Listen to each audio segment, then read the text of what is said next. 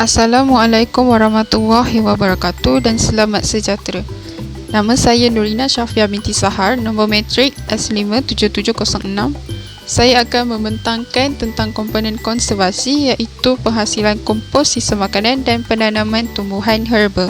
Kompos adalah sejenis baja organik yang boleh memperbaiki struktur tanah dan perlu digunakan untuk tanaman, terutamanya tanaman jenis jangka pendek seperti sayur-sayuran dan herba.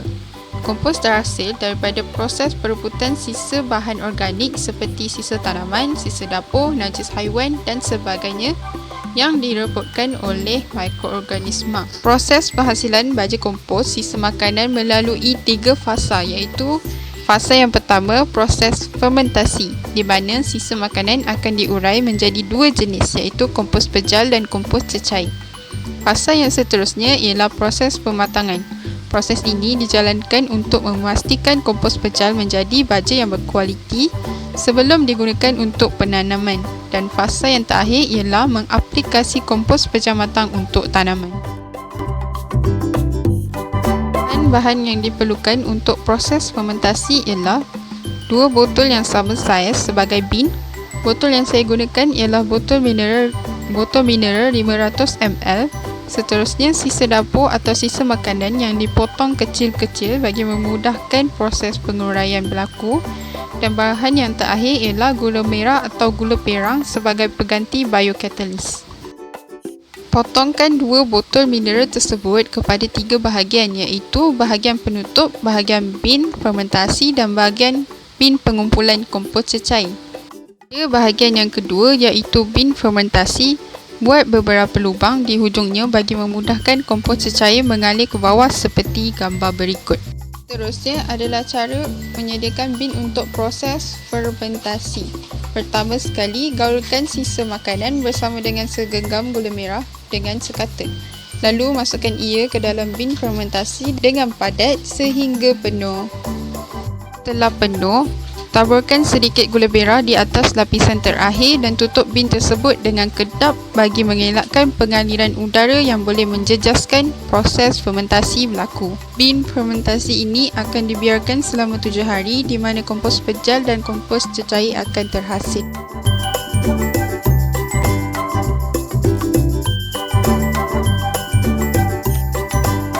Proses yang kedua ialah proses pematangan. Bahan-bahan yang diperlukan ialah bekas terpakai yang mempunyai penutup.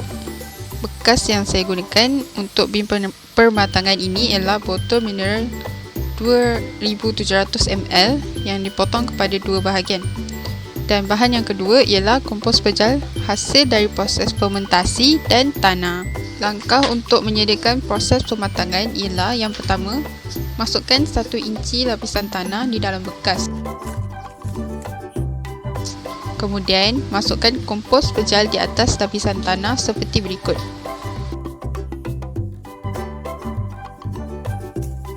Seterusnya, masukkan lapisan tanah melitupi bahagian tersebut kemudian diikuti dengan kompos pejal. Ulangi langkah tadi sehingga kompos pejal habis.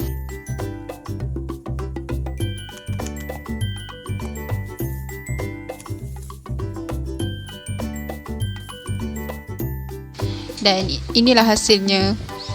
Tutup bin pematangan dengan kedap agar proses pematangan dapat berjalan dengan sempurna. Bin pematangan ini akan dibiarkan selama 14 hari. Kompos cecair yang terkumpul hasil dari proses fermentasi boleh digunakan sebagai baja tanaman. Cara untuk menggunakannya ialah masukkan kompos cecair di dalam botol semburan, larutkan dengan air paip. Isi padu air hendaklah melebihi kompos cecair kerana kandungan pH-nya yang berasid. Kompos cecair ini boleh digunakan sebagai baja tanaman untuk mengekalkan kesuburan tanah. Proses yang terakhir ialah mengaplikasi kompos pejal matang untuk tanaman.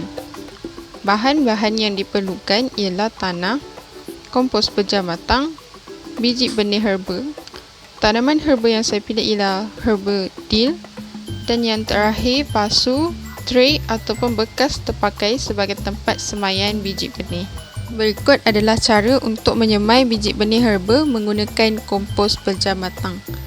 Yang pertama, sediakan kompos berjamatang dan tanah dengan nisbah 1:3, iaitu 1 skop kompos berjamatang dan 3 skop tanah. Kemudian, gaul rata campuran tersebut, lalu masukkan campuran itu ke dalam pasu atau bekas dan semai biji benih herba. Letak bekas semayan di tempat teduh dan siram setiap hari sehingga biji benih tumbuh menjadi anak pokok. Dill atau nama saintifiknya Anatum graveolens merupakan herba yang tergolong dalam kategori Down Cedariaceae. Pokok dill tumbuh hingga 90 cm dan mempunyai batang yang langsing.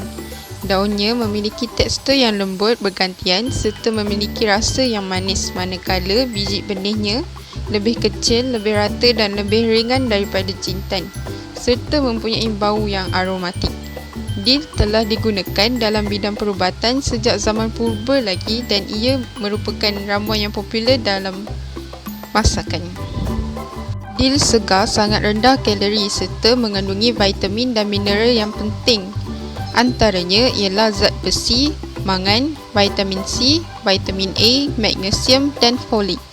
Kebaikan nutrisi yang terkandung dalam dill ini digunakan untuk merawat pelbagai penyakit. Kegunaan tumbuhan herba dill ini tidak tertumpu hanya dalam bidang perubatan. Ia juga digunakan di dalam masakan sebagai bahan perisa kerana ia memberi rasa yang manis dan lembut pada makanan.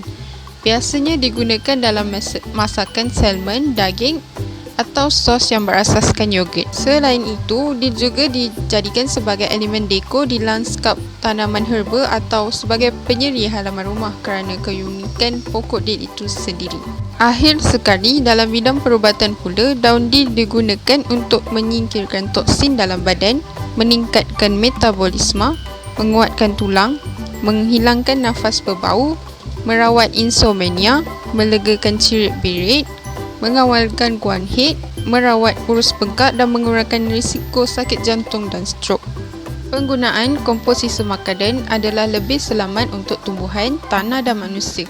Oleh itu, kita hendaklah mengamalkan penggunaan baja kompos yang mesra alam untuk tanaman bagi mengurangkan sisa pembuangan makanan serta sekaligus memelihara alam sekitar. Sekian, terima kasih.